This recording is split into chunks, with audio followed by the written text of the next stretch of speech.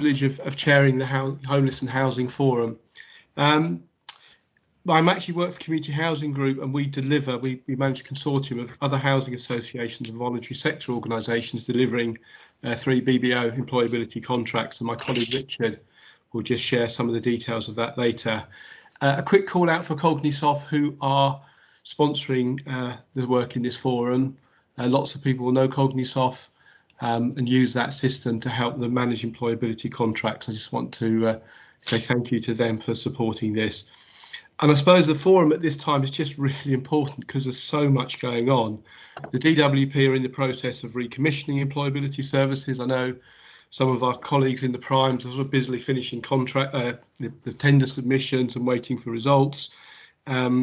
We're watching further consultation about the sort of third tier providers. We've also got the Shared Prosperity Fund, which is coming out in a weird and wonderful ways of building bus lanes to fight food poverty, but not to worry.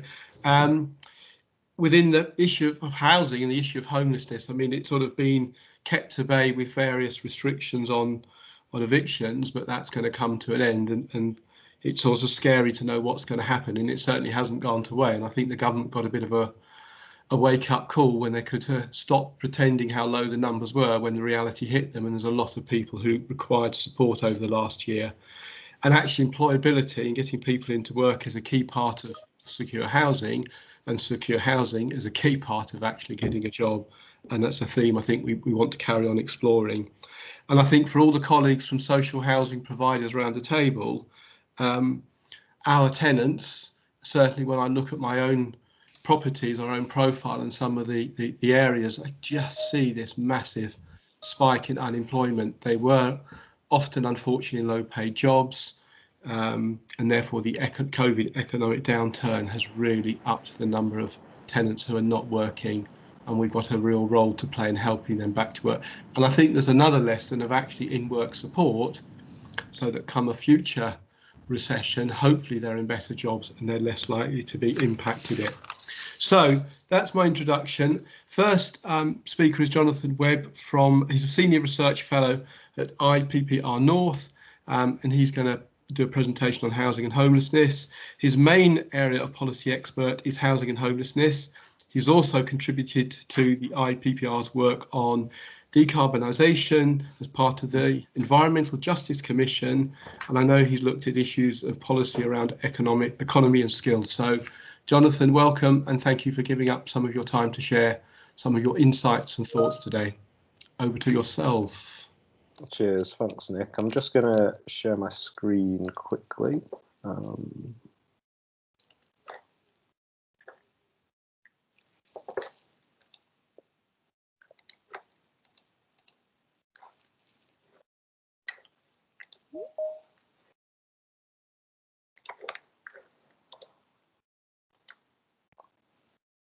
Sorry about this. I'm being greeted with a flashing swirl instead of being able to share my screen, but hopefully I'll be able to share in a second.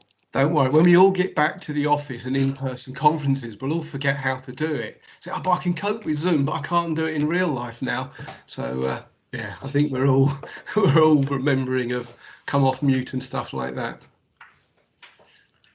Just while people are waiting, sometimes it's make sure you're on mute so we don't hear background noises.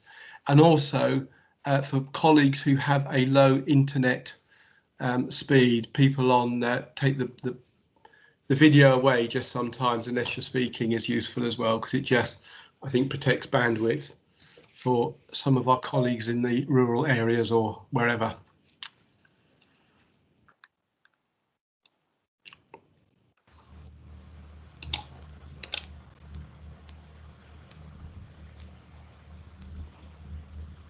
Okay, I'm having problems getting the slide sharing to work. So what I'll do is I'll just crack on with the presentation, and I can circulate it afterwards. So apologies, you'll have to listen to me speak more than being able to look at my slides. But thanks for being able to invite me here today to chat about this. I think probably the first place I want to start with this is just thinking about some of the major challenges that exist still.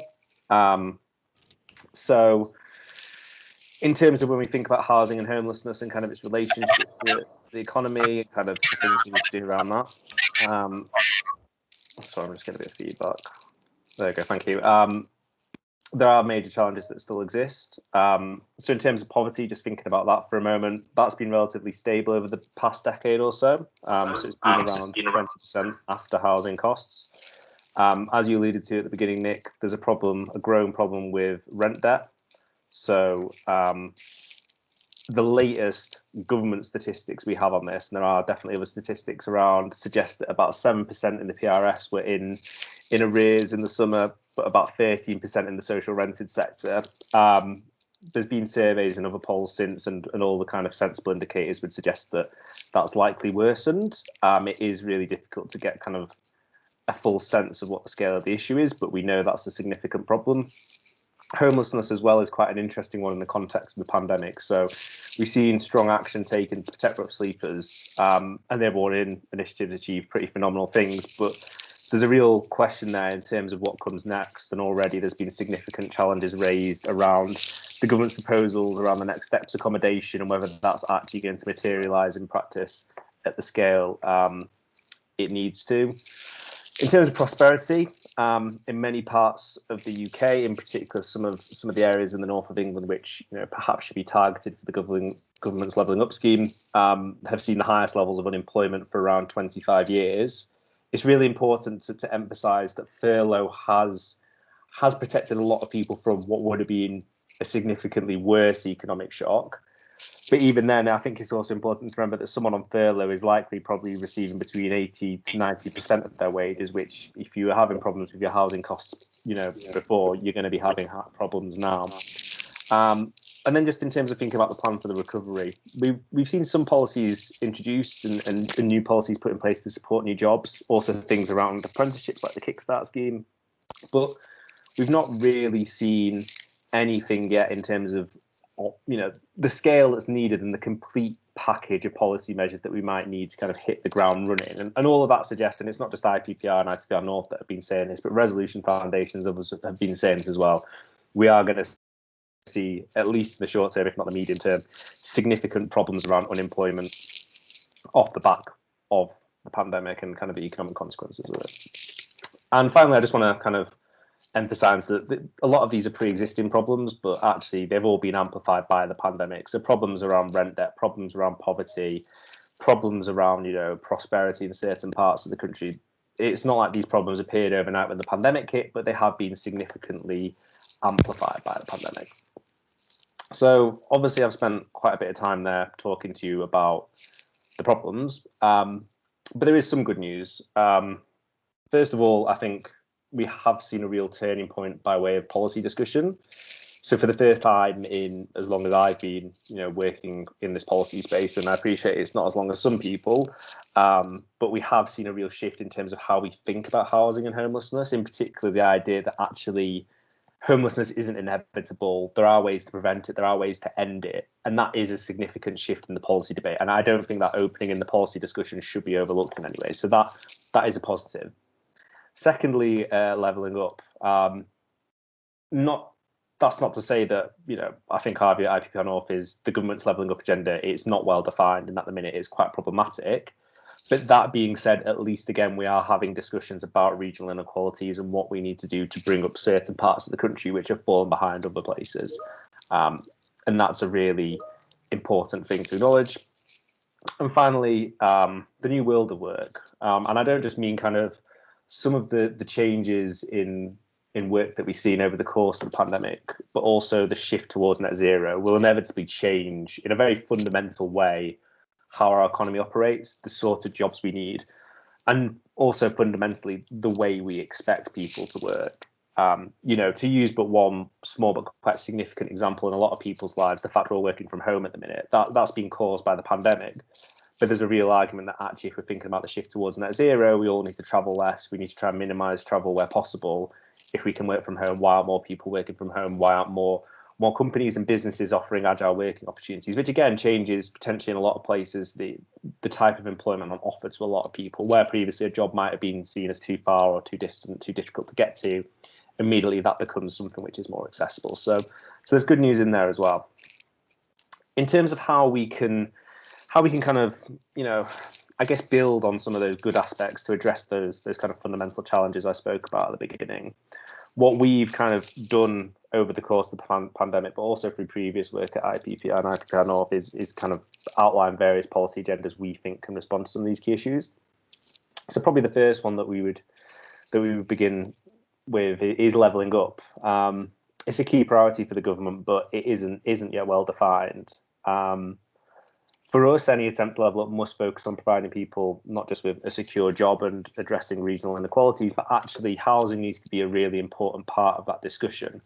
It's really interesting at the minute that we've kind of seen a couple of big, initiatives set up. As Nick mentioned, the Shared Prosperity Fund. We've also got the Levelling Up Fund, the Towns Fund, and that's all very much focused on specific forms of infrastructure investment. And it's interesting to see that as part of that discussion, we've not yet had a more developed, more nuanced policy discussion about actually how can we invest in infrastructure in a way where it connects people to jobs, and housing is a massive part of that. If we can rethink the way we design our homes, the type of housing on offer, how we better integrate homes so that people can access transport, access the job market, there's real opportunities there. So there's an opportunity to shape that policy debate, and really for us, that's the direction it should move in, because levelling up, it can't just be about hard infrastructure. It has to be about the social infrastructure questions as well. So if you're investing in that hard infrastructure, what other bits of social infrastructure are you also investing in?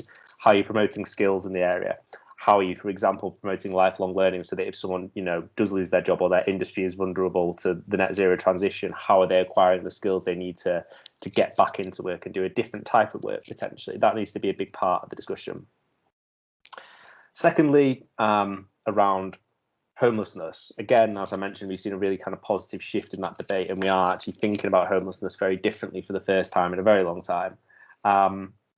But actually, I think, again, employment needs to be a bigger part of that discussion.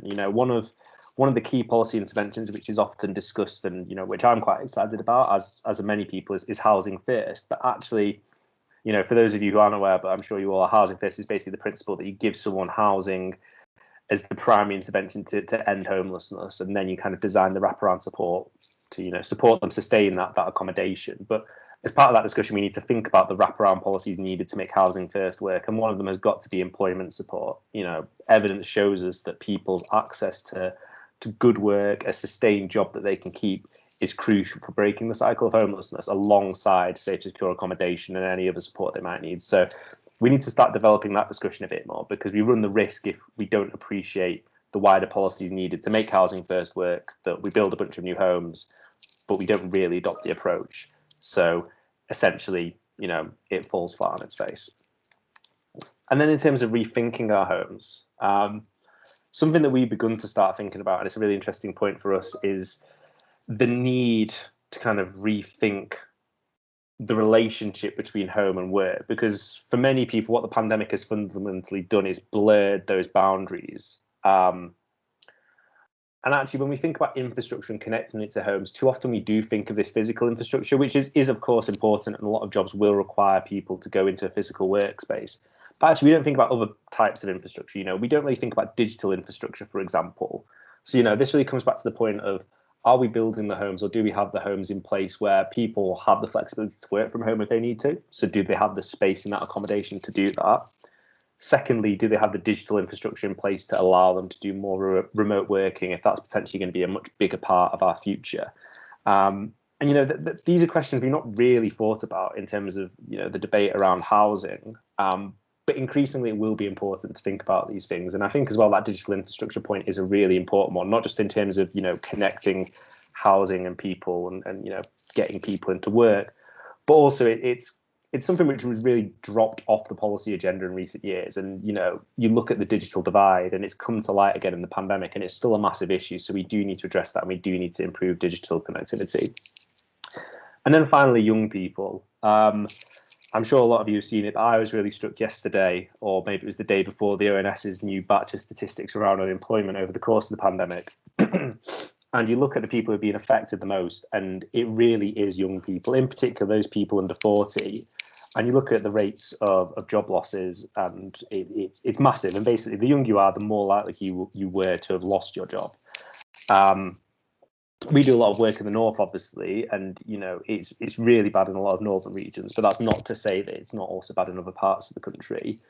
But we're particularly concerned about youth unemployment and what the consequences are for kind of the future economies of places in the north. Because if we can't get young people into work, you really erode the ability to build strong economic foundations for the future prosperity of places. So what we think we need a bit more of is a bit more tailored support, a few more tailored solutions to support young people and create new opportunities. And I think in particular, if we think about tying that debate back to some of the housing challenges that young people might face, it isn't enough just to consider that if we've got, vocational pathways and, apprenticeship schemes in places that people will be able to take advantage of that. Because the reality is, for a lot of young people, there's other challenges going on. So we need to better understand that. We need to have employment policy that supports those people too, because it isn't right that those people are deprived of the opportunity to kind of get the jobs and be part of the recovery and be part of the economy of the future, just because they might have problems with their home life or they might have problems with housing difficulty. That isn't fair. So we do need to start integrating that into the policy debate and actually say this is an important factor we need to consider. And any policy design should take that into account. It should consider what are the potential barriers to people accessing this opportunity, and housing should be identified as potentially one of those key barriers. So that's it from me. Apologies again that I've not been able to get the slide share into it, but what I'll do is I'll make sure to send the PowerPoint round after for those of you who are interested to get a read of it. And my final slide was basically just a plug for IPPR's own work, basically. But if you do want to kind of find out a bit more in detail about anything I've spoken about, go to IPPR.org and all of our reports there. I'd probably recommend in particular our State of the North report, which we released in November, which focuses on housing a little bit, but that's more broadly kind of laying the economic picture for the next year in terms of the unemployment challenges people might be facing, as well as the economic difficulties. But thank you for your time, and thank you for letting me speak. Happy to take any questions too. Okay, so if anybody's got any questions, raise your hand, or if you want to put them in the chat. A comment from me, I think it's really interesting your conversations about re-looking at accommodation. After being in the front line, the amount of people seeking transfers because of overcrowding, to now think about space within a home for a home study or whatever, and that sort of live-work agenda, which sort of had a separate room for maybe artisan stuff. There's a lot of bits to unpick there, and are we seeing office space released in town centres and elsewhere, but absolutely it's putting pressure on accommodation space, bedroom space, because people are home working and require that space. And will young people almost be restricted from some jobs because they haven't got the ability, the opportunities to do home working? So I think there's a whole area to support there. So there's a couple of hands up. So we've got Norman from Galloway Homes. Hopefully I've got that right. That's what I can see. Where are you, Norman? I'm Yes. here. Hiya. It's actually Terry. Norman Galloway is my first name, but I go by Terry. I've literally just heard of you guys. Somebody said to come on here, so I thought I would. I'm just listening to you, Jonathan. You're absolutely right in terms of the work. It needs to be kind of linked into the housing, which is kind of what we do, and we're kind of looking to bring out a model for care leavers so that we kind of have the wraparound support, the accommodation, and also the work, not just kind of helping them get a CV, actually getting jobs and working with partners, actually giving them jobs. In terms of, if you have any influence over the policy, some of the policies currently around supported accommodation really need kind of looking at, because if somebody jumps into supported accommodation, if they get a job, they then no longer can afford the exempt rents. So something really kind of needs to happen about that, because that's a key area that stops people from actually engaging. So they end up just sitting in that trap for a couple of years. So what I'm hoping is that we can kind of develop some sort of transition where they don't actually have to move. They can still have the support, and they don't actually have to move from the property. Because as a person who kind of grew up through the care system, by the time I was 16, I'd lived in over 100 places, and it's kind of, it's just not good. People want a home, really. So yeah, I just thought I'd pop that in. Okay, got Callum are you there? You're going to be visible in a minute, so you can ask your question. Yeah. I'm here. Yeah. Sorry. I'm talking with my academic hat on rather than my ERSA one here at the moment. But I've been doing a lot. Yeah. I've been doing a lot of interviews with young people who work from home at the moment, and there's been a lot of concern that, you know, this is okay for now, but that they won't be able to keep doing this in the future. You know, that if they're living with 5 other housemates or they're working at their kitchen table and stuff. So yeah, I think these issues are definitely going to be extremely important moving forward and not discussed enough at the moment, let alone in the near future. So I just thought I'd point that out. I did pick a couple more up, Jonathan, quickly, and then if you want to sort of round up and come back. There's one in the chat. I think it's just emphasising what you were saying about the importance of both that wraparound care and the housing, and just one on their own doesn't work. They've got to be there. And I think for me, that bespoke bit of that plan. And I think we have Gavin. So we need to finish this bit at sort of 1:30. So Gavin, do you want to have a quick question, please? Yeah, sure. Hi, Jonathan. It's great to see you here, or probably better to see you. I'm on the board for Homeless Link, and I'm just wondering if there's anything that might be said that we can possibly take away and add to the conversation at Homeless Link. Thank you, Gavin. Do you want to come back, Jonathan, then? Yeah, I'll try and come back to those points in turn. So thanks for all that. I think to Terry's point first, I think that's a really important point, and it is something which is really overlooked in the discussion about work at the minute, and kind of using that as a tool to help people to you know, not just exit homelessness but better prosperities. That actually having a secure place to call home is really important, not just in terms of, you know, thinking about work, you know, because if you get a job somewhere and then the expectation is you need to move and you can't stay in the home that you've been in, that can be incredibly disruptive. And for a lot of people, based on their experience, that might mean they're unable to sustain the job. So I think definitely Terry's right. You need to think about how we can provide people with long-term accommodation, because that's going to be crucial to allowing them to be supported into work. To the point about home working, I think, again, that's something that I also found really interesting over the course of the pandemic, that you can see a real shift depending on people's preference for stuff. You know, not saying that everyone who has, you know, the space at home to do home working effectively necessarily enjoys it, because you have a lot of people, you know, you'll all have colleagues who prefer working from home more than others. Some will love it, others will be like, I need to get out of it and get back to an office. But I think moving to more specific points about how young people have faced this pandemic, actually a lot of people, particularly in you know, more expensive cities where they tend to have to share in accommodation, it's been a very different experience. It probably isn't sustainable.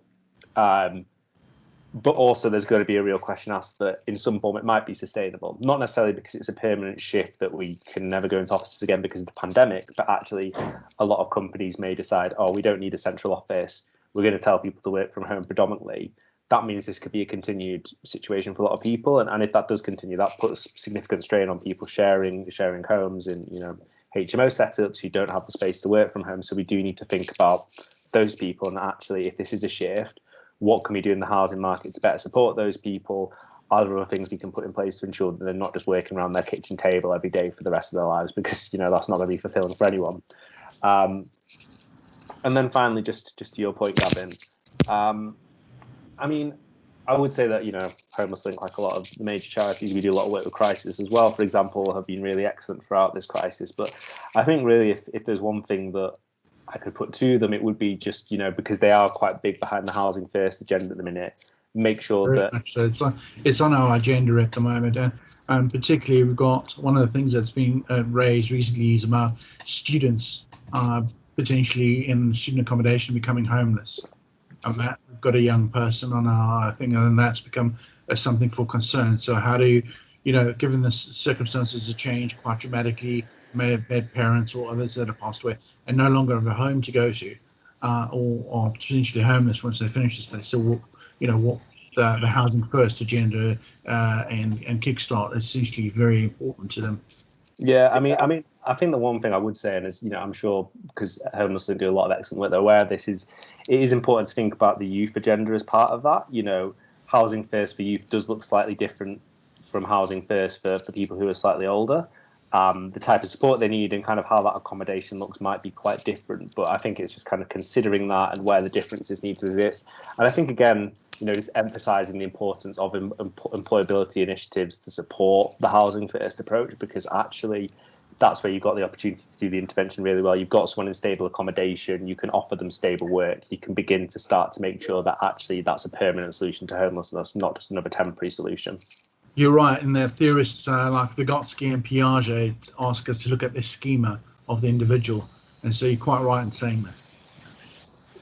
Okay, any other people desperate to make a contribution or keen to make a contribution? Okay, Jonathan, thanks a lot for giving up some of your time today. That was really useful, and yeah, we'll get your slides and share them and detail of the work you're doing. I think this is one that will carry on some of this debate, just as much as we talk about change in work. Obviously, this whole debate about what does accommodation look like, what does housing look like, and for me, just young people, it's scary enough coming into an employment, getting inducted in the workplace. How we do that with young people then having to home work. There's so many different angles to unpick how we best support people in this who are able to work at home in this new environment. But thank you very much. So we're going to move on now, and we've got two speakers for the price of one. So John Westby and Victoria Whittle from Clarion Housing. Hopefully they are there. Clarion's one of the largest housing associations. I think you might be overtaken because somebody's merging. So sorry about that. They are members of ERSA and great contributors to the work we're doing. I know John has made a significant contribution to the Kickstart scheme when Clarion offered that opportunity for those of us without lots of Kickstart placements to come together, and you've done lots of work with DWP and negotiation to make this happen. So thank you for that. I think we've got our first one hopefully coming in, joining us soon.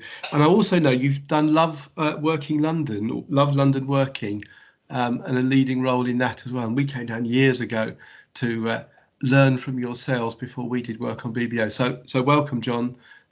Over to yourself to share your experiences. Hi, well, hopefully Victoria will join fairly shortly. Just to say, it's not the size, it's the quality. So we're not precious on that particularly. But actually, in fact, we look at the Kickstart initiative. That is quite a large initiative now. There are 59 organisations involved. I will share the screen and I'll start doing the presentation because I see Victoria's not quite joined us yet. So I'll just share a screen with you if I may. Yep. Assuming I can. Hang on a second.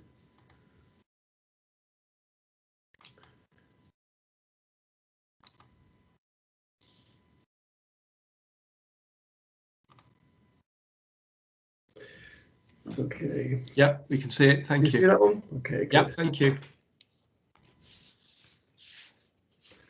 Right, so let's go from the beginning. Okay, so Kickstart Housing Partnership, Clarion, as you say, Nick, we decided to sort of make sure that the sector was made aware of Kickstart and had an opportunity to participate and get their residents to benefit from the initiative. We put a bid in. The first bid we put in was in October, and we are leading 59, well, there's 59 organisations, 58 including ourselves, 44 housing sector, and internally it's 301 placements we submitted with 500 external placements from a raft of organisations. So the 59 comprises a number of what we call supply chain organisations. So that's not just our employers who are working with us on building properties and the like. It's also the voluntary sector. So a number of those organisations have come on board as well, which is really good. The total value of the first contract is about 6 million. It's about 6.3 million as it happens in government funding, which is a fairly reasonable amount. And that's as I'll explain it later on. That's got up slightly, and it covers a range of roles across the partnership. Because of course we do include housing sector and also include the private and public sector. So the housing sector, in actual fact, it covers not just housing associations but also local authorities as well. So we've got a raft of organisations, and we cover England and Wales. So if I look at the map of this, is at the moment 814 placements, and that gives you an indication of where we are dotted about the country. some fairly large blocks in sort of London area and Birmingham, as you probably would expect. And the group is in fact expanding all the time. We have on the left hand side there beneath the 59 figure 59, so it shows you an indication of which of the organisations have got largest amounts of placements.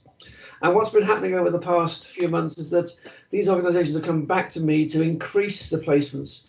So we put another bid in March, where 6 housing providers have increased the number of placements on top of new providers coming on board. So first batch went out on the 24th of February for the existing contract, and that gives an indication of where we are. Going live on 15th of March, so placements are starting to commence now. Yeah. And that's an indication of the volume that's come through so far. There have been sort of criticisms of JCP and placements. We haven't had any problems with them necessarily at all. It all seems to be working quite smoothly from our point of view. You can imagine, though, with a volume of contract this size, it has been quite challenging to make sure that things happen as they should. So we've actually recruited 6 staff to run the program. We have a manager responsible for people in the organisation, responsible for employability support and supporting external partners. So it's quite a large team, which will expand if we have additional placements and additional employers to come on board. We will expand the team. So beneath that, you'll see the number of them have gone live. So a range of different job titles have already gone ahead, and they're out there, and we're hoping to recruit the raft. The way things have tended to work out because of COVID is that some employers are not able to come on board as soon as they wished.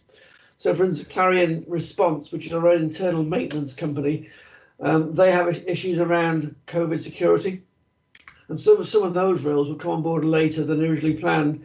They hope to come on board in May, but we think now it's more likely to be July when the issue around COVID is relaxed somewhat. So it's not going to be exactly as people planned. So we within what we provide, we have an employability program, and all the organisations that we are working with are required to deliver employability support.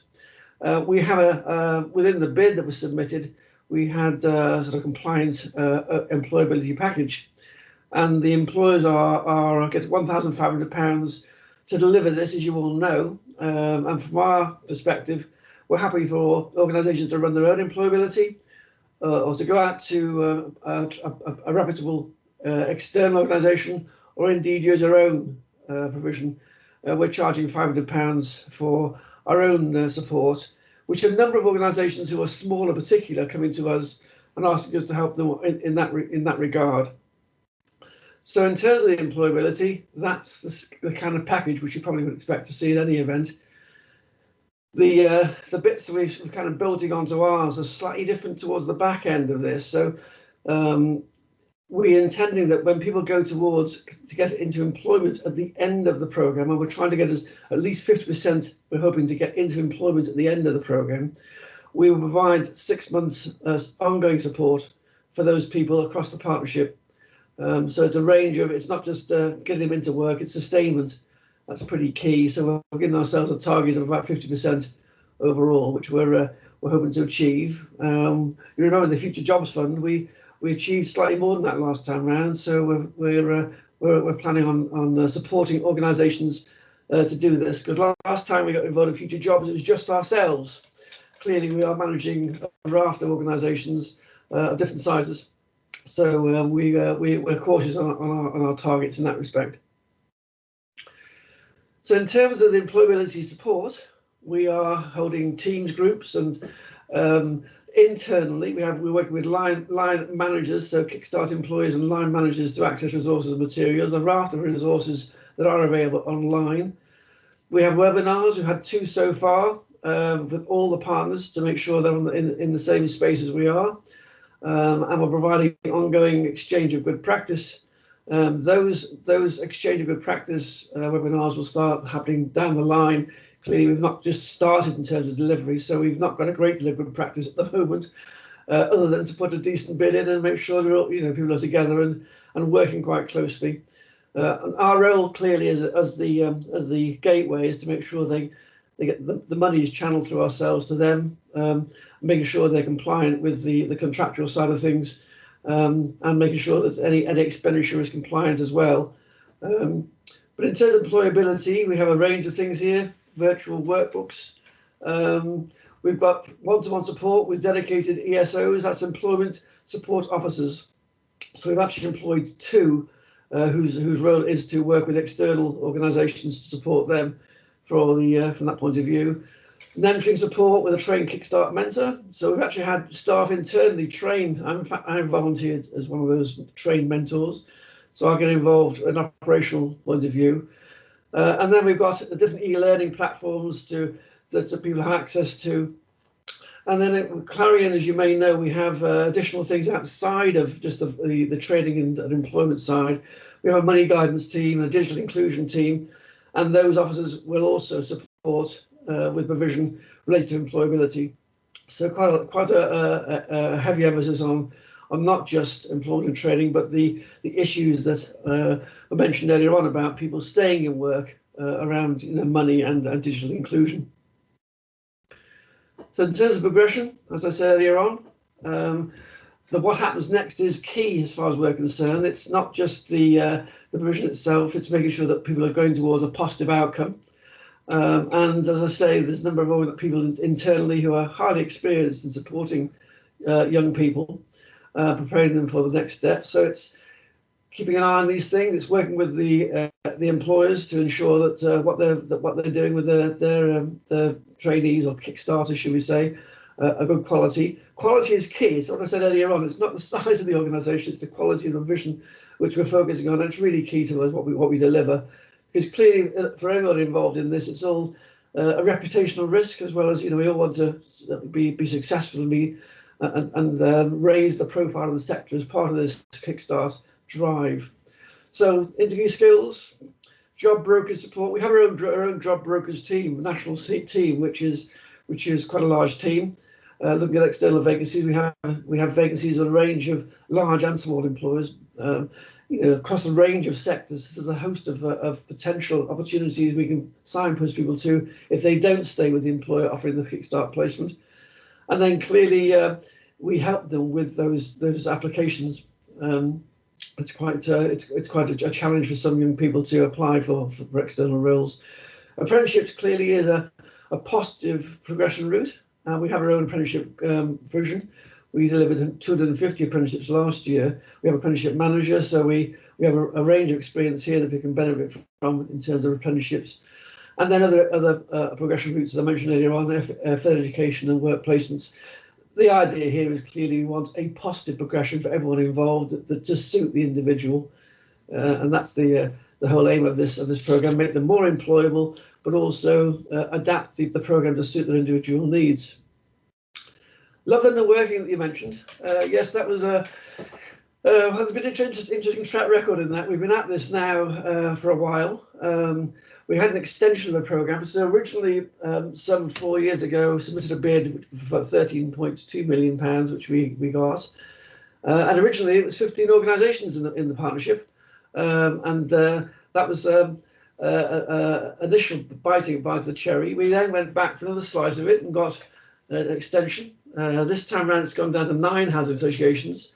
The overall programme now is 7 years long, and it's actually been very successful. The active inclusion element of this is a different strand. It's aimed at particularly disadvantaged groups. And so it's a fairly limited number of people getting really intensive support. Some of those are mental health problems and a raft of other issues which they're coping with.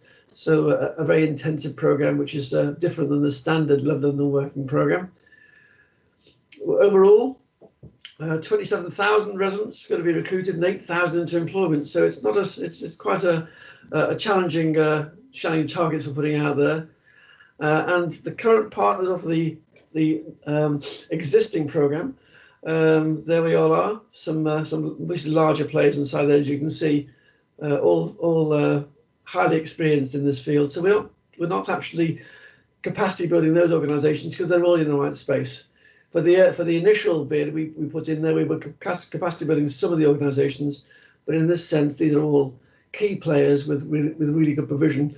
The idea here is the people get referred to their nearest housing association, and whilst the delivery has a strand, it's clearly aimed to get them into employment. Each individual organisation does it in their own way. So it's not to tell them what they have to do. It's to give them, based on their experience, opportunity to support their residents as best they see fit. So the overall aim, well, there it is. As I say, quite challenging. I mean, the good thing about my job is I hand the poison chalice over to Victoria Whittle, who leads all this kind of stuff. She picks up the hard work, and all I do is get the money, which isn't so difficult. Most definitely. Sorry? Most definitely, John. If you want to shut me up, Victoria, feel free. I didn't realise you're in the background there. Shall I let you pick it up from where we are? You can carry on. No, absolutely fine. No, you carry on, John. Carry on. Okay. So as I say, Victoria, who has joined us now, she has the challenge of delivering all this stuff.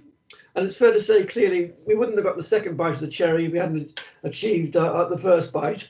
There's a lot of experience we have behind us and some really good staff that deliver this programme. You can imagine the range of skills we need to be successful in this. Not least, it's not just the working with the unemployed people, but as you can imagine, the bureaucracy around ESF programmes and what's involved in making sure partners are paid and all this kind of stuff, that in itself is highly complex, and some organisations are not in that space. So it's with thanks to our sponsor. I mentioned Cognisoft here, because Cognisoft are giving us support in terms of the programme that supports tracking what we do. It's their bit of software we're using, which is a bespoke version of that, to actually make sure that we are tracking and reporting back to the GLA who oversee the programme. So you can see we actually, if you look at the bottom part of that slide, you can see the age ranges there and the minority groups. We're actually exceeding our targets on all those areas. So it's quite encouraging. We actually we set ourselves challenging targets and have exceeded them. So this is the list at the moment, 20,000 so far, and there you can see the breakdown. You can see that figure on the BAME communities, which is a significant number, and also disability. So you can see where we are targeting particularly disadvantaged groups and succeeding very well with those, with 6,000 jobs to date. So we're on target to achieve our contract value. And sustainment right now is 42%. It's hard to actually judge that particularly, because clearly it's when people start and when they, the 26 weeks, they're going to be on programme. So that figure, in fact, is gradually going up. And on that, I'll thank you for listening, and Victoria for being quiet whilst I do so. I'm going to ask Richard to come in. I'm just conscious of time because we sort of said 3 o'clock, and just Richard's going to give, I'm going to put the squeeze on him, sort of a 10-minute, 7-minute presentation. Actually, I think we need to congratulate Victoria, because you've said it's she does all the hard work on this, John. So a call out to Victoria for your hard work and helping all those souls in London. So I'm going to pass over to Richard. Richard, I'm going to put your slides up, and you just got to tell me to move on. We just want to leave space for Elizabeth to round up at the end to give us an update. So let me upload this. Can people see that? No, not yet. Nick, there are a number of questions in chat as well. I just want you to be aware of. I don't know whether you've spotted those. I've seen those. Hands up.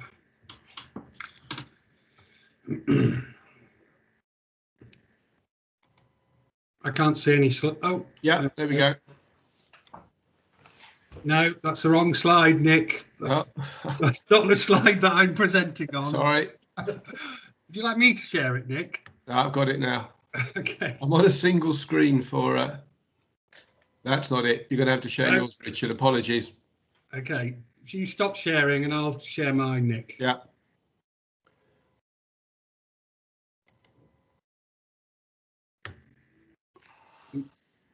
You need to stop sharing, Nick. Have I stopped sharing? I don't know, I'll just try and override you with my slides. Can everybody see my slides or not? BBO. Yeah. Brilliant. Hello, everybody. Firstly, I must apologise. I'm having work done downstairs, so if you hear like what sounds like an earthquake, it's not. It's just a man with a drill. So, Nick, all I can see is your screens. Oh, I thought we were on to yours. Sorry.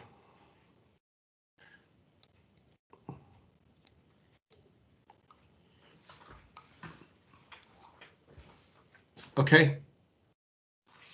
Right, can everybody see the slides? Nick? I can't see them, sorry. Right, okay, bear with. Yeah, we can. Hooray. Thank you. Hello, everybody. My name is Richard. I'm the performance manager of 3 Building Better Opportunities projects across Worcestershire, and I work for Nick at the Community Housing Group. So today I'm going to give you a little bit of an overview of our experiences as a housing provider delivering employment services to our residents and people across Worcestershire. So a bit about Fusion. Fusion is a credible consortium of Worcester-based non-profit organisations that can deliver county-wide contracts such as Building Better Opportunities. As before, we are predominantly led by other housing associations across the county. We're currently delivering Building Better Opportunities in Worcestershire.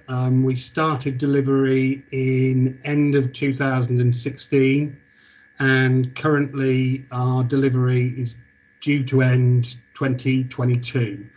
So I'm going to talk a little bit about our achievements and what we hope will happen in the future.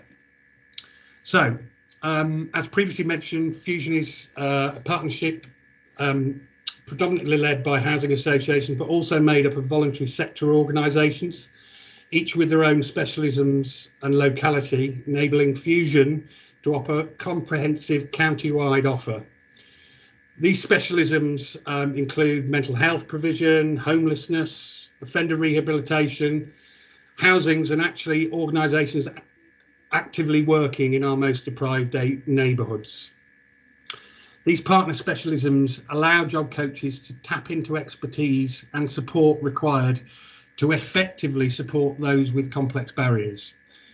The delivery model that we based it on was purposely kept simple, and following involvement in the development of the model from stakeholders and recipients, one team of job coaches offering intensive one-to-one support for the duration of their journey,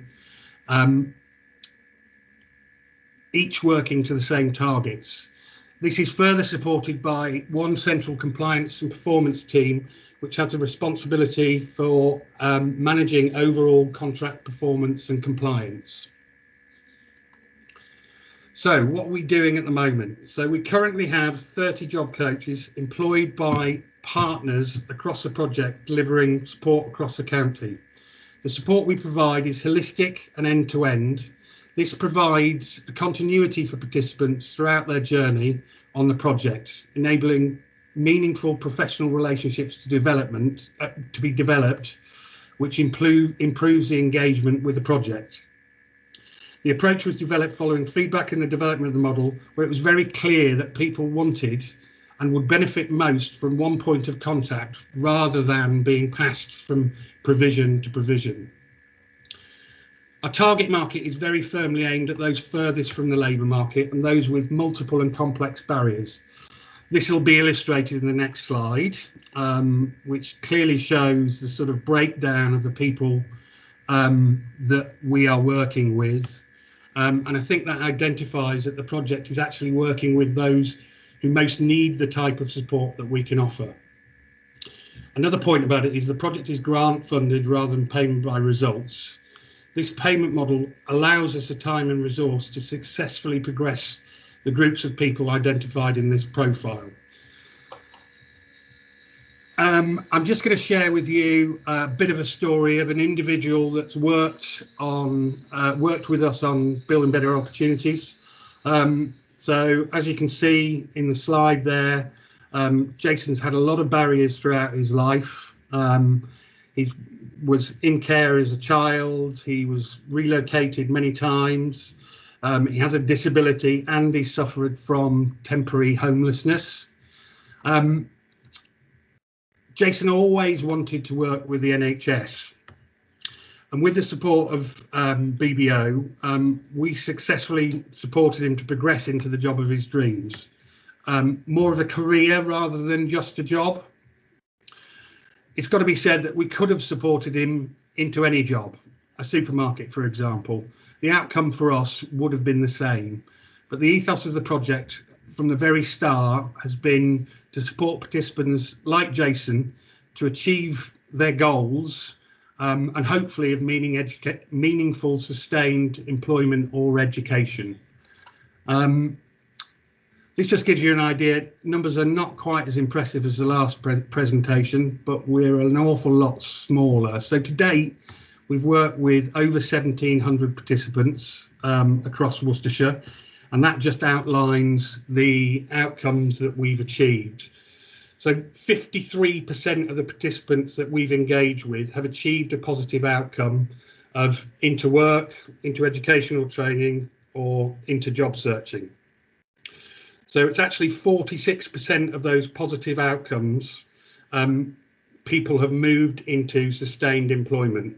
And overall, 88% of the people who've achieved a positive outcome have either moved into employment or education and training. So, in terms of what we've learnt, I think it was touched on earlier in the last presentation. Effective management of contract compliance and excellent partnership working have been critical to the successful delivery of BBO in Worcestershire. Because of the funding model and the extremely strenuous funding requirements, almost all risk associated with our funding is compliance-based. It's got to be said that managing performance across the project has sometimes proved challenging, and I think that's the nature of the partnership that we have. Smaller voluntary sector organisations and even housing associations like ourselves, the robust performance management that we have implemented has proved challenging over the period of the project. I think in terms of the actual delivery and achieving the performance numbers, the key to the success of our project has been to offer the truly individualised action plan for all participants that supports and enables and empowers them to achieve their goals, rather than the sort of traditional pre-prescribed package of provision that may not fit that individual. I mean, a little bit of what's next, or what we hope, as BBO is sort of coming towards the end of 1 minute, Richard. its time. Sorry? 1 minute, yeah. Yeah. We're looking to retain the skills and experience that we've developed over the duration of the project to continue to support tenants and Worcestershire residents through involvement in any upcoming welfare to work initiatives that are being released. I'm done now, Nick. Was that my time? No, that's brilliant. Another just call out to our sponsor, Cognisoft, because I know we're using your software as well. So both the speakers give a call out to our sponsor. There's one question for Victoria and John, just how long your program's got to run. And then Elizabeth, do you want to sort of give us a roundup of hot issues for ERSA at the moment? And apologies for people, I hope you don't mind Spain just for a few more minutes. Victoria, do you want to give an answer to that question? Yeah, the programme finishes in March 2023. Thank you. Elizabeth, welcome. Okay, yeah, I'm multitasking. I've been at the Greater Manchester Kickstart board, but I've had you running in the background. So had a bit of an eye on both. So an ERSA update. I feel like we've been doing this forever. We're continuing our work around the UK Shared Prosperity Fund with particular focus on the announcements about the Community Renewal Fund. We took 21 ERSA members to a round table with the DWP to talk about Shared Prosperity Fund and what good looks like based on our experience of delivering European funded employment support. Some of the people that attended are actually at this meeting today. So we had a housing voice at that round table. And I think that it was very well received by the DWP. We wrote up our notes as well as them recording it, and we put our message into their inboxes, and hopefully some note will be taken of that. Talking of inboxes, please look at yours in the run up to Easter, because ERSA will be doing the 2021 salary survey of the employment support sector. The last time we did this was 2017, so long overdue in many ways. And what we've tried to do with the salary survey this time is design it so that the first sections are around the big DWP national funded contracts, but then it goes on to specialist provision, it goes on to European funded provision, the BBO projects, the type of things we've heard about this afternoon. It will allow any housing provider who's got a specific project that they funded or attracted money from elsewhere to be able to populate that. So it's got a wider scope than we've had previously. My colleague Laura Benfield tells me that the new ERSA website is about to go live, if it hasn't already gone live today. Even though it's gone live, it's a work in progress. We're getting the members area absolutely right. There'll be a great collaboration space, lots of new resources, and just lots of migration still going on. But yes, there is the new website. We've got a youth conference on the 22nd of April, which is another ERSA youth focus on the challenges around youth employment at the moment, funded by Youth Futures Foundation, who are funding some ERSA work around youth. And we've got Employability Day on the 30th of April. And on the 30th of April, we will be launching a platform which is called Ask Seth. And Ask Seth will be the go-to place for job seekers across the UK to put in their postcode, their hometown, and to be able to see the provision that's nearest to them. We are still populating that, and we are still asking providers to give us information. So I'm sure things will land in your inbox from the ERSA team about to gather information about your delivery. And the most important thing that we need to know is the geography you cover. Because what we've found in some of the early inputting onto that platform is we would see somebody's head office. So we would see that they're based on, say, in Middlesbrough, but it wouldn't show they also delivered in Leeds or Liverpool. So we need to get that level of detail right. So yeah, further calls for information for Seth. And finally, we will be holding a one-day conference in May on the employment support landscape. And I think it's really good time to do that, because we will be able to map out work and health programme, JETS, jobs finding support, Restart, the BBO provisions, the new enterprise allowance, the whole landscape that's out there, to actually provide information on who will get referred where from job centres, and also to have some caseloads of really good local provision. And I think we will have a bit of a call for some European funded provision for part of that day to do a showcase to sort of reinforce our message about all the excellent delivery that's taking place, that even though we're seeing movement now with the Community Renewal Fund and Share Prosperity, there's still a danger that we could lose. So I think that's it from ERSA. Anything else we're doing? And we'll be in the Friday bulletin. Thank you very much. Nick, you're on mute. Had to say it sometime. There's just one comment in the comments about the range of posts when you do the salary service from very holistic support. I think we'll make sure, Deborah, that that's picked up. Yes, indeed. Yeah. Thanks, Deborah. We've gone past our time, so I just want to thank everybody. I want to thank Jonathan, John, Victoria and Richard for your time to sharing what you're doing. If anybody else is doing something really innovative or just wants to share that good practice, please contact ERSA or myself. And again, if anybody wants information on Cognisoft, what they actually do, just email Laura or myself and we can pass on the details to Emma of what they actually do. So we've just gone 3 o'clock. Apologies for that. Hopefully it's been useful and we will see you again shortly. Thank you, folks. Thanks, Nick.